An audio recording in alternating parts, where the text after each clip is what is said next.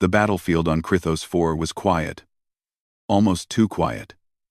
As if the planet was holding its breath after a long and painful war. Smoke rose from broken machines, shattered walls, and burnt ground. Commander Marcus Hale, one of the last surviving human soldiers in the area, slowly walked through the ruins with careful steps. His armor was scratched, his left arm was bleeding lightly, and his mind felt as heavy as the sky above him. But he kept moving because he still hoped someone might be alive. Marcus never liked abandoning anyone. Even after the battle ended hours ago, he refused to leave until he made sure no more survivors needed help.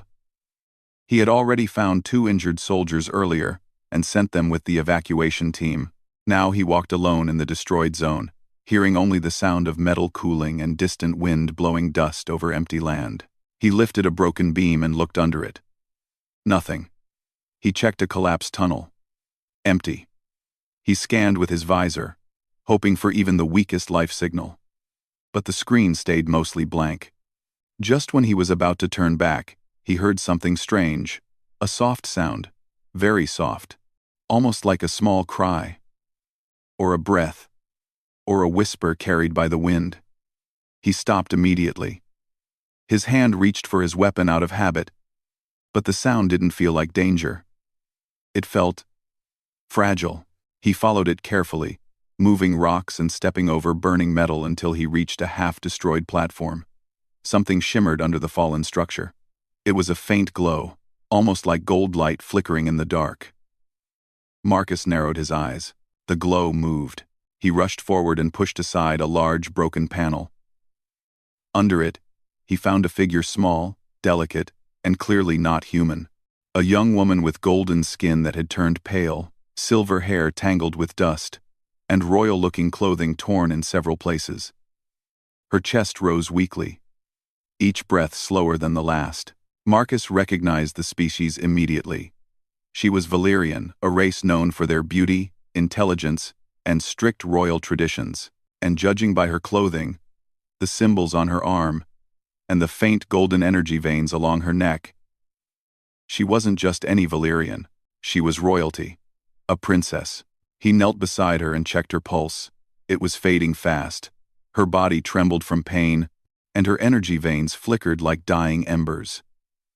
She opened her eyes slightly, revealing a soft blue glow that barely held life. "Please," she whispered in a trembling voice. "Help." Marcus didn't wait even a second. "I've got you," he said softly. "I'm not leaving you." He took out a medical scanner from his belt, even though half its systems were broken. The scanner beeped weakly, showing red warnings. Valyrian plasma levels critically low, internal energy collapse, life expectancy minutes. He bit his lip. He didn't know much about Valyrian biology, but he knew this condition was extremely dangerous. She tried to speak again. "My blood. Royal plasma. It is needed for survival after deep wounds. Without it, the energy core collapses." Marcus frowned. "But how do I give you more plasma? I don't have Valyrian supplies." She tried lifting her hand but couldn't. "Your blood, your species, it has similar frequency, not exact, but close." She coughed hard, shaking from weakness. "A fusion transfusion can stabilize me for a short time." His heart nearly stopped. Human blood and Valyrian royal blood mixing? That wasn't just rare. It was considered impossible. Every scientist said their species were too different at the core level. But the scanner readings didn't lie. Her body was trying to match with his frequency. Marcus looked at her again. She was dying, and he was the only living being within miles. "What happens if it goes wrong?" he asked gently. She gave a tiny, sad smile. "It already went wrong for me. If you do nothing, I die.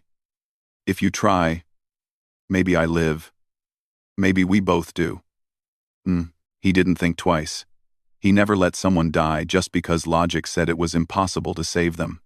He quickly prepared the portable transfuser, even though it was heavily damaged. He cleaned the injection lines, connected one end to her weak arm, and took a deep breath before connecting the other end to his own vein. "Ready?" he asked. She nodded faintly. He activated the transfuser. Instantly, a sharp pain ran through his arm, then through his whole body, like icy fire. The device glowed dimly, as human blood began flowing into her body. Arila's eyes opened wider as warmth entered her veins. Her golden energy sparks brightened slightly. But something else happened too, something far stranger. Marcus felt a pressure in his mind, almost like a soft touch brushing against his thoughts. A whisper that wasn't sound. An emotion that wasn't his. Arila gasped. I can hear you. Marcus froze. Hear me. I'm not speaking. She shook slightly. Your feelings, your fear, your strength. I sense them. Our minds. They touched. He didn't know what to say. This wasn't normal. No Valyrian human connection had ever reached the mental level. Even the most advanced scientists couldn't create such a bond. But here, on a ruined battlefield, a dying princess and a stubborn human soldier had somehow linked in a way no one thought possible. Her breathing slowly improved. Her skin gained a faint glow again. Marcus felt his body trembling from the loss of blood, but stayed steady. He kept watching her eyes, waiting for any sign of danger, but instead, she looked at him with something like surprise and gratitude. You risked yourself for me, she whispered softly. Marcus shrugged weakly. I wasn't going to let you die. Not while I'm still breathing. Her fingers curled around his wrist. It wasn't strength, she barely had any. It was connection. A bond forming gently, quietly, without permission or explanation. Then a sharp sound pierced the moment. Enemy drones approached, scanning the area. Marcus immediately shut off the transfuser, lifted Arila into his arms, and ran for cover as fast as his tired body allowed. She clung to him weakly, her heart beating stronger now because of the transfusion. He hid behind a fallen ship engine, breathing hard. The drones flew overhead, searching for survivors or threats.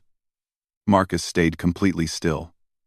Arila's heart pounded against his chest, and he could feel her fear in his own mind, soft but real.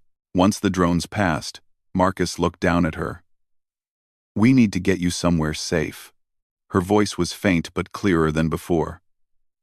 There is a bunker nearby, a transport shelter. 50 meters east. How do you know that? He asked. She hesitated. I feel it. He couldn't question her now. He rushed toward the bunker, pushing through broken debris until he reached a half-open door. Inside was a dark, dusty room with damaged equipment, but it was shelter. He gently laid her on a metal bench and scanned her again.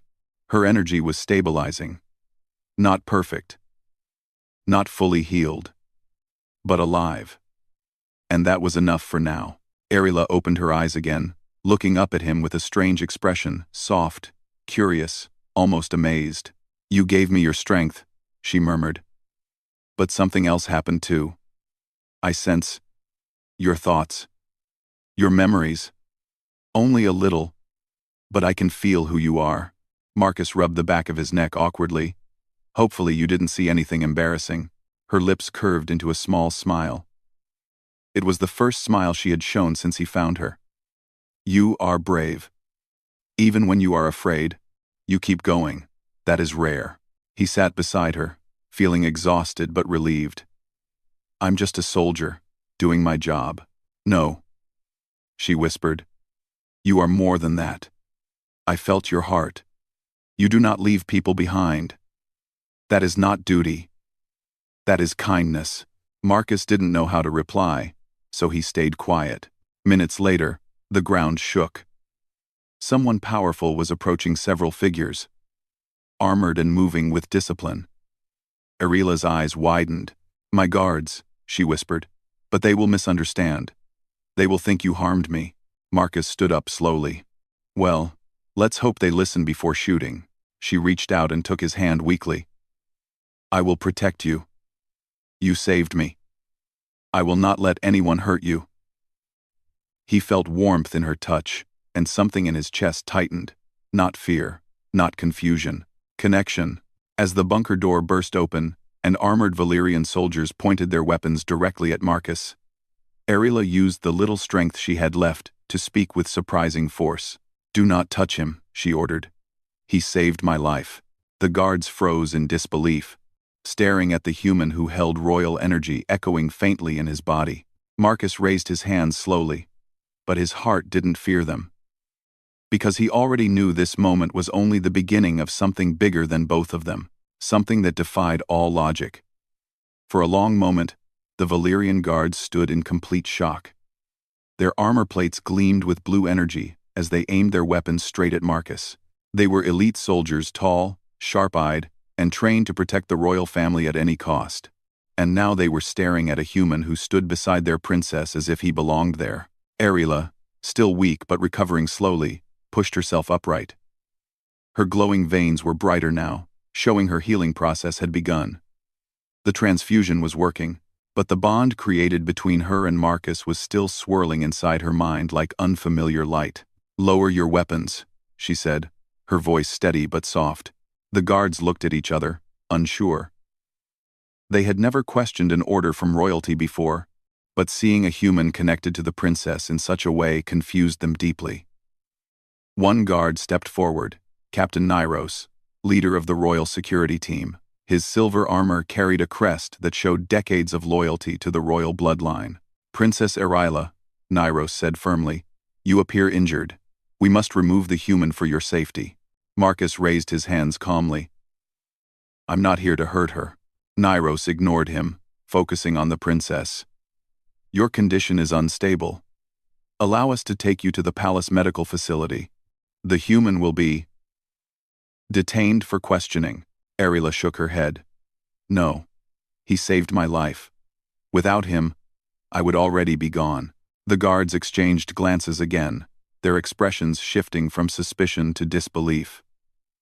No Valyrian could imagine a human being capable of helping a royal, especially in such an intimate biological way.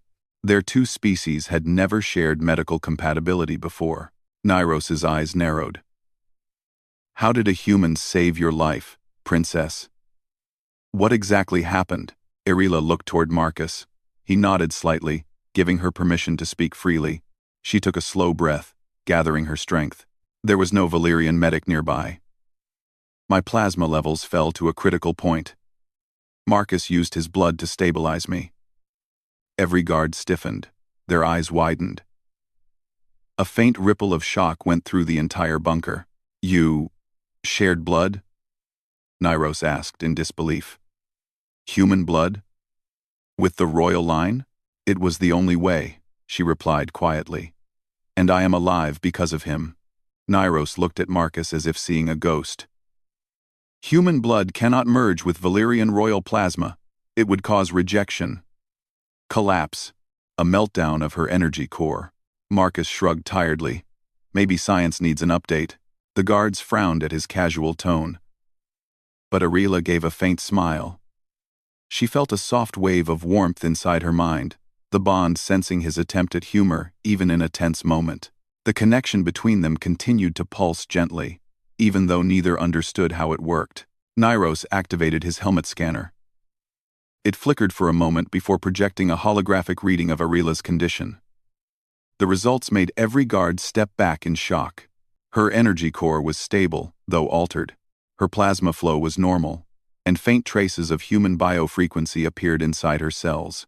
Nyros turned to Marcus, disbelief written across his face. "What exactly are you?" "Just a human," Marcus replied. "A very tired human who gave too much blood today." Arela sensed Marcus's weakness instantly. The bond showed her a soft echo of his dizziness, his heavy heartbeat, and his fading strength. She reached out and placed her hand lightly on his forearm. "You need rest," she whispered. He gave a small smile. "You needed saving." Nyros cleared his throat, still confused and uncomfortable with everything happening. "Princess, we must return you to the capital immediately. Your mother, the Queen, must be informed. This situation is unprecedented." Arela nodded reluctantly. "Yes. But Marcus comes with me." The guards froze once more. Nyros shook his head. "Impossible. A human cannot enter the palace without permission. The Queen will listen," Arela interrupted softly. She must. Nyros wanted to argue but could not disobey a direct royal order. Even so, he looked truly worried. Princess, there will be consequences. The merging of bloodlines, especially with a human, can cause political unrest. The council may panic. The queen may see this as a threat. Arilla's gaze softened with determination. Then she must hear the truth. Marcus saved her daughter. She will not ignore that. Nyros slowly lowered his weapon. The other guards followed. Marcus took a deep breath as the room relaxed slightly. But he still felt tension hanging in the air like a storm waiting to break. The guards carefully lifted Arilla using a floating stretcher. But she reached out to grab Marcus's hand. Her fingers trembled lightly as she held him. "Stay close," she whispered. "I can feel your calmness." "It helps me." Marcus blinked. "You can feel my calmness?" She nodded weakly. "The bond. It reflects emotions. Not fully. But I sense you like soft waves." He didn't know how to respond, so he just gave her hand a gentle squeeze. The journey back to the capital was quiet and filled with tension. Marcus sat beside Arilla in the transport craft, while the elite guards watched him with nervous eyes. Every few moments, one of them scanned him again, as if expecting him to turn into a monster or explode with unstable energy. Arilla observed him closely, her voice soft. "Does your arm hurt?" "Only a little," he replied. "I've had worse." "I felt your fear during the transfusion," she said, "but you still chose to help." Marcus rubbed the back of his neck. "Fear isn't a bad thing. It just means you care about the outcome." Her eyes softened. "Humans think very differently from my people. We follow rules. You follow heart." He gave a faint smile. "Sometimes rules get in the way of doing what's right." Arilla lowered her gaze, reflecting on his words. She could sense a deep sincerity in him, something warm and grounding. She had never felt anything like it from her own people. The bond allowed her to see parts of him that words couldn't express. When the transport reached the capital, the view was breathtaking. Tall, shining towers, glowing bridges, and shimmering blue structures filled the skyline. The palace stood at the center like a giant crystal, shaped beautifully with spiral towers that stretched into the clouds. As the craft landed, Arilla's nerves tightened. Marcus sensed it instantly through the bond, like a quiet tremble inside his own chest. He leaned closer. "Hey, don't worry, I'm right here." She blinked, surprised at how comforting his voice felt. "Thank you," she whispered. The palace guards created a strict formation around them as they walked through the grand entrance. Many Valyrians stared, whispering as they saw the princess, with a human walking beside her. Their eyes held confusion, suspicion, and fear. Marcus kept his steps steady, but he couldn't ignore how out of place he felt. Every Valyrian around him was tall, elegant, glowing with royal energy. And he was just a human soldier with dusty armor and tired eyes. Inside the palace medical hall, Arilla was placed on a healing bed. Scientists and medics rushed in, surrounding her with equipment. They scanned her repeatedly, whispering urgently. Every reading showed the same unbelievable truth. The human blood inside her was not harming her. It was stabilizing her, changing her energy in unpredictable ways. Marcus stood nearby, watching nervously. Arilla looked at him often, drawing strength from his presence. Even though dozens of people surrounded her, she felt safest when her gaze met his. One scientist gasped. "The princess's core is resonating with human frequency. This has never happened in recorded history." Another medic whispered. "The human must be isolated immediately. We need to study the link." Arilla's eyes sharpened. "No one touches him." The room fell silent. Before anyone could argue, the doors opened with a soft chime. Every person in the room turned and bowed deeply. Queen Seraphine entered tall, graceful, and powerful, with long, shimmering hair and eyes that glowed like deep starlight. Her presence alone made the room feel heavier. Her gaze moved slowly to Marcus, cold, sharp, calculating. Then she turned to her daughter. her voice low and controlled. "Arila, what have you brought into my palace?" Arila swallowed hard. The bond pulsed nervously in Marcus's mind, making his heart beat faster as well. "I brought the man who saved my life," Arila said softly. The queen raised an eyebrow. "A human saved the heir to the Valyrian Empire?" Arila nodded. "Yes, mother. He risked everything." Queen Seraphine looked at Marcus again, with a gaze that could pierce through steel. "Human." "Step forward." Marcus did, even though every guard in the room tensed. The queen studied him closely, scanning his energy, his heartbeat, his posture. Then she said, "I sense traces of Valyrian essence inside you. And I sense human essence inside my daughter." She stepped closer, her tone colder. "Explain." Marcus took a breath. "She was dying. I gave her my blood. It worked." The queen stared at him as if he had spoken a forbidden spell. Arila added quickly, "It was the only way. I would have died otherwise." The queen closed her eyes for a moment. When she opened them, they shimmered with a mixture of fear and anger. "You have created a bond," she whispered, "one that should not exist." Arila reached for Marcus's hand. The queen saw it. The guards saw it. And none of them could understand the depth of that simple gesture. Marcus felt the bond pulse stronger, connecting their emotions gently, softly, and he finally understood. Whatever had started on the battlefield wasn't just medical. It was something alive, something neither world had ever witnessed, something impossible, and something the queen was not ready to accept. The room felt colder as Queen Seraphine stared at Marcus and Arila's joined hands. Every guard stood ready, their weapons not raised but tense, waiting for any sudden order. The scientists watched silently, afraid to breathe too loudly. The entire palace seemed to freeze around the three of them. Marcus felt Arila's nervousness through the bond. It wasn't just fear, it was a deep, heavy mix of worry, protectiveness, and something softer that she wasn't ready to name. He squeezed her hand lightly to calm her, and she breathed easier. The queen noticed the small gesture. It made her expression tighten. "Release her hand," the queen said calmly, but there was steel in her voice.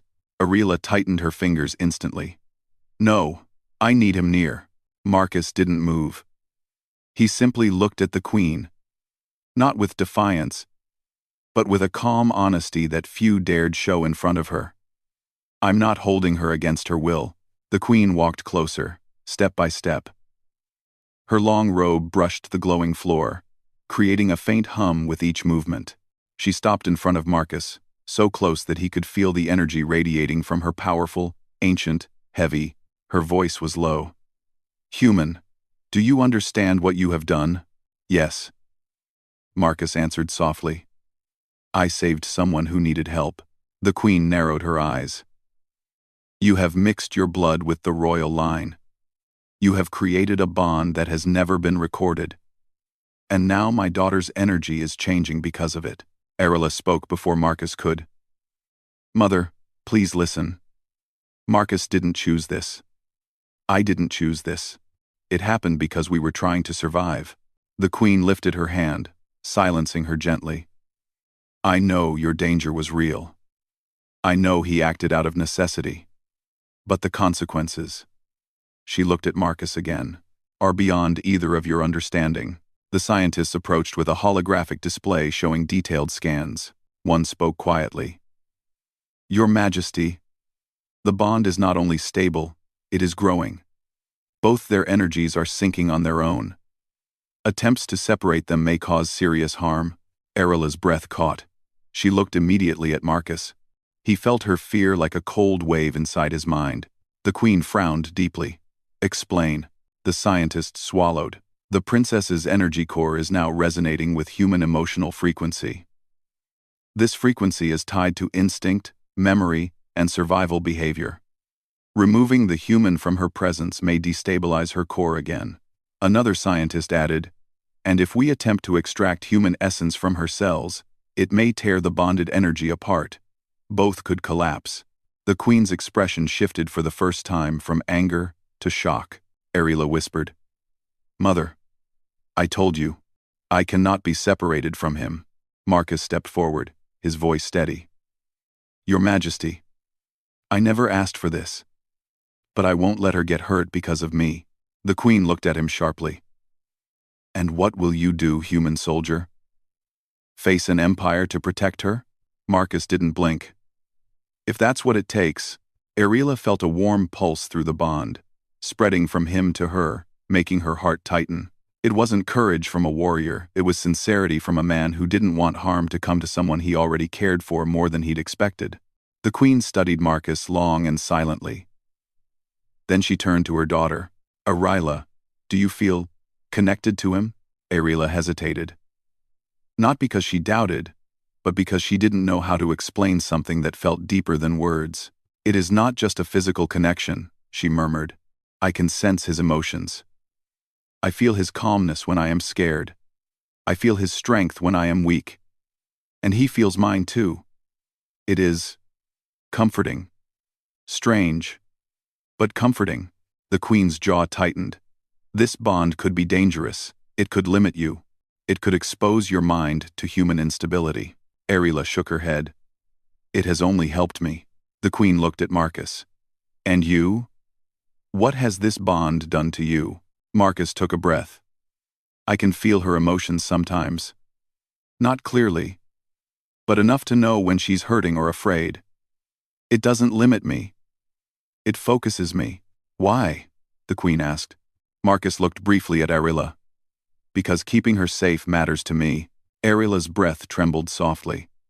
She lowered her gaze, suddenly shy, though she didn't let go of his hand. The Queen turned away, walking slowly toward the high windows overlooking the glowing city. The guards relaxed slightly, but still watched Marcus cautiously. Arela remained on the bed, resting against the energy pillows, but her eyes never left her mother. After a long silence, the Queen spoke. Arela, you are not only my daughter.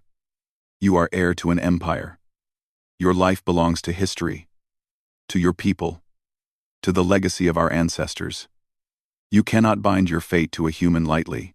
Arela looked down. Marcus felt her confusion and sadness pouring through the bond like quiet rain. He stepped closer, gently touching her shoulder. It's okay, he whispered. She shook her head softly. No, it's not. The Queen turned. You must understand why this bond frightens me. Our bloodline has never merged with any other species. Not because we dislike others, but because our energy structure is too complex. If something goes wrong, you could lose control of your abilities. Or worse. Arela lifted her chin. Then why am I alive now? The Queen didn't answer. Arela continued, her voice gaining strength. I know our rules, I know our traditions, but none of them helped me on that battlefield. Marcus did. He gave a part of himself so I could breathe again. She looked at Marcus, and the bond pulsed with warm emotion that made his chest tighten.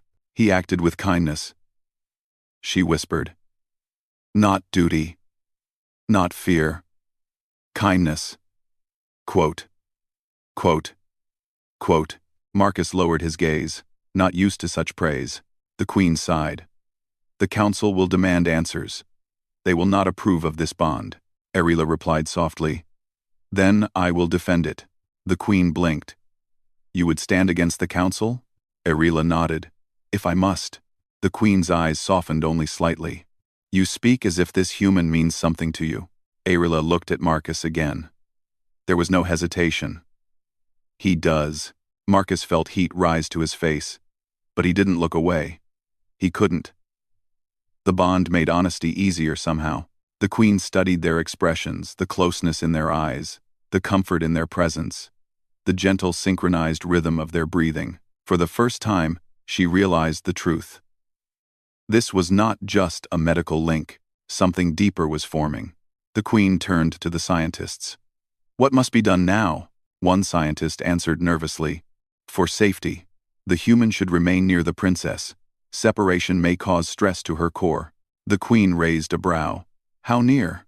At least within the same room for now, he said. Arela relaxed slightly. Marcus exhaled. The Queen then said, Very well. He stays. But he is not to wander freely. He will remain under my watch.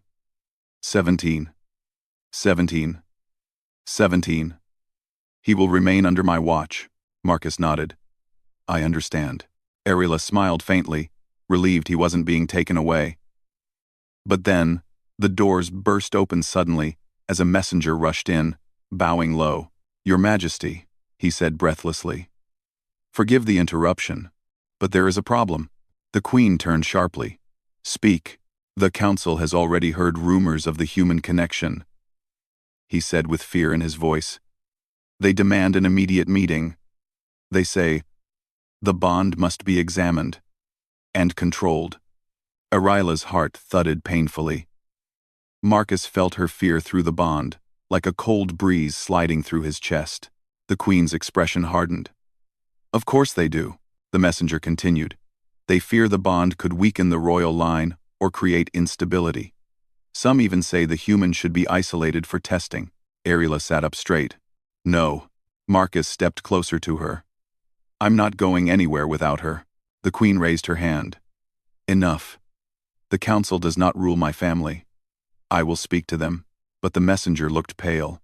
They have already ordered containment protocols and are sending a control unit here. Arila's voice cracked. They want to capture him? Yes, Princess, the messenger said quietly. And they are minutes away. Arila looked at Marcus, panic rising. Marcus didn't move. I'm here. I'm not leaving you. The Queen finally understood something she had been resisting since the beginning. This bond wasn't temporary. It wasn't weak. It wasn't a mistake. It was powerful. It was growing. And it might be the only thing keeping her daughter alive. The Queen stepped in front of Marcus, surprising everyone. No one touches the human without my permission. I am the Queen. They will not take him. The guards bowed instantly. Arila felt a wave of warmth and hope. Marcus stood tall, feeling a quiet strength rise inside him. The Queen looked at both of them with a mixture of fear and acceptance. Prepare yourselves, she said softly. What comes next will change everything. The Queen's words hung heavy in the air. And for a moment, even the palace lights seemed to dim. Arila watched her mother with wide eyes, unsure whether to feel grateful or afraid. Marcus felt the tension through the bond, a tight and restless feeling twisting inside his chest. The situation was changing fast, and none of them could predict what the Council would do. Outside the medical hall, the sound of armored footsteps grew louder. The Queen's guards moved quickly, forming a protective circle around Marcus and Arila. The Queen herself stood at the front, her expression cold and sharp as a blade. Arila reached for Marcus's hand again, holding it tightly. They can't take you, she whispered, fear trembling in her voice. I'm not letting them, Marcus replied softly. I promised you I'd stay. He meant it. Arila felt it through the bond, his determination, his courage, and his quiet fear of losing her. It warmed her heart in a way she didn't understand, but didn't want to lose. The doors opened and a group of council soldiers entered. Their armor was heavier, darker, marked with symbols of authority instead of royal loyalty. Behind them walked 3 council elders, tall and stern, their faces unreadable. Your Majesty, the lead elder said with a stiff bow, we have come to secure the human. The Queen lifted her chin. You will do no such thing, the elder frowned. The Council has ruled that the human must be contained for examination. He has contaminated the royal bloodline. The princess's biology is altered. This is a matter of national security. Arila flinched at the word contaminated, and Marcus felt a sting of anger shoot through him. But he kept calm. He saved her life, the Queen said sharply. And the doctors have confirmed that separating them may harm her. Are you suggesting we risk the life of the heir? The elder hesitated. The Council did not fear humans, but they feared losing their princess. We simply want to understand the bond. You want to control it, the Queen replied. And control him. Marcus felt Arila's grip tighten. She leaned closer to him unconsciously, her body reacting to the fear of being separated. The elder's gaze shifted to Arila's hand, wrapped around Marcus's. Princess, you must release him. This attachment is unhealthy. Humans are unstable. Their emotions interfere with purity. Arila's voice shook with anger. He is not unstable. He is brave, loyal, kind, and he risked his life for mine. I will not let you treat him as a threat. The elder looked offended. Princess, your energy has been compromised. You are not thinking clearly. Marcus stepped forward, keeping his tone calm. She's thinking more clearly than you. She knows what happened. She knows the bond didn't hurt her. It saved her. Sit. The soldiers raised their weapons at him immediately. The queen stepped in front of Marcus, her eyes glowing brightly. Enough, she said in a dangerous voice. Lower your weapons, now. The soldiers obeyed reluctantly. Arila felt another wave of fear rise in her chest, not because of the council soldiers, but because of the sudden pulse she felt through the bond. It wasn't hers. It wasn't Marcus's. It came from somewhere else, far outside the palace. She gasped, holding her head. Marcus rushed to her side. Arila? What's wrong? The scientists ran scans quickly, but Arila was already trying to explain. Something is coming. Something dark. I can feel it. The queen stared. How can you feel something so distant? Arila shook her head. I don't know. The bond. It changed me. Marcus's heart tightened. He felt faint echoes of what she sensed: coldness. Danger. Something powerful approaching the planet. The palace alarm suddenly blared. A holographic officer appeared, bowing quickly. Your Majesty. Enemy ships detected approaching the capital. Voidborn signatures confirmed. Every Valyrian in the room froze. The Voidborn were an ancient enemy, silent for centuries, believed to be hiding in the shadows of space. Their technology was brutal and unstable. Their attacks unpredictable. The queen's voice dropped. Prepare defenses immediately. The officer vanished, but Arila's breathing was still fast. They're here for me, she whispered. They want the energy inside me. They can feel the bond. They think it's a weapon. Marcus felt her fear like a punch to his own chest. You're not alone, he said firmly. Whatever happens, I'm right here. The queen hesitated only a moment before giving orders. All guards, protect the princess. The human stays with her. The council elders protested instantly. Your Majesty, this is reckless. It is necessary, she snapped. He stabilizes her core, and the voidborn energy may react to her bond. We cannot risk losing control. The elders stepped back, defeated for the moment. The queen turned to Arila. Come. The relic chamber is the only place strong enough to protect you. Marcus helped Arila stand. Her legs were weak, but she moved with determination. The bond pulsed steadily, guiding both of them through rising fear. The group hurried down long crystal halls that glowed brighter with each step. Alarms echoed everywhere, and distant explosions shook the ground. The Voidborn had breached the outer shields. The relic chamber was deep underground, a huge circular room filled with ancient energy structures. In the center stood a tall crystal device, swirling with dormant blue light. Arila looked at it with wide eyes. I've heard stories about this relic, but no one has ever been able to activate it. The queen nodded. It responds only to perfect dual energy harmony, two forces that match completely. No Valyrian pair has ever achieved it. Marcus frowned. So why bring us here? Before the queen could answer, a massive impact shook the chamber. The walls cracked. A black portal opened on the far side. Swirling with voidborn energy, dark armored figures stepped out tall, twisted, glowing with unnatural violet light. Their leader pointed at Arila. There, he growled. The hybrid core. Take her, Arila cried out as the voidborn energy pulled at her chest like a magnet. Marcus grabbed her, holding her tightly. The bond surged painfully as the enemy force tried to rip it apart. Marcus, she whispered in fear. I can't hold on. He held her face with both hands, forcing her eyes to meet his. Stay with me. Don't let go. I'm right here. I'm not letting anything take you. The Voidborn leader growled, firing a beam of violet energy. Marcus shielded Arila with his body, expecting pain, but the bond exploded with light, forming a glowing barrier around them. The attack bounced off harmlessly. Everyone stared in shock.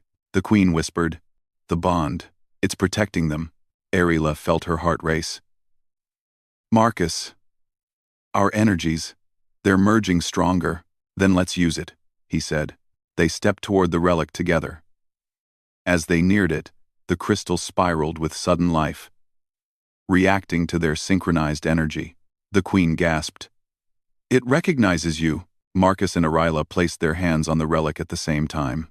A massive burst of blue-golden light exploded outward. The Voidborn were thrown back instantly by the shockwave. The portal collapsed. The entire chamber shook as the relic awakened completely for the first time in thousands of years. Energy poured from the crystal like flowing water, wrapping around Arila and Marcus. Their bond synchronized perfectly, heartbeat to heartbeat, breath to breath, fear to courage. Arila felt Marcus's strength lifting her. Marcus felt her energy calming him. Together, they formed a balance the relic had been waiting for. The relic released a final wave of pure, radiant energy that swept across the capital. Outside, Voidborn ships fell apart. Attacks collapsed. The invasion ended in seconds, dissolved by the ancient force awakened by a human and a princess. When the light faded, Marcus fell to his knees, exhausted. Arila caught him, holding him close. The bond pulsed gently, warm, and peaceful. He looked up at her with tired eyes. "You okay?" She nodded, tears shining. "Because of you." The queen approached slowly, her expression no longer cold. Instead, it carried something rare: respect. "You saved my daughter," she said quietly. "And you saved my empire. No council, no law, no tradition can deny what you have done." Arila held Marcus's hand tightly. The queen noticed, but didn't object. "In all of history," the queen continued, "no Valyrian bond has ever been as strong as the one the two of you share. I will not break it." Marcus felt relief wash over him. Arila's heart glowed brighter through the bond. Warm and sincere. The queen placed her hand gently on Arila's shoulder. "Your fate is changed, my daughter. And it seems the human is now part of it." Arila smiled softly. Marcus squeezed her hand, returning the smile. They had survived. They had changed worlds. And the bond that once defied logic now defined a future neither of them had expected, but both were willing to walk together.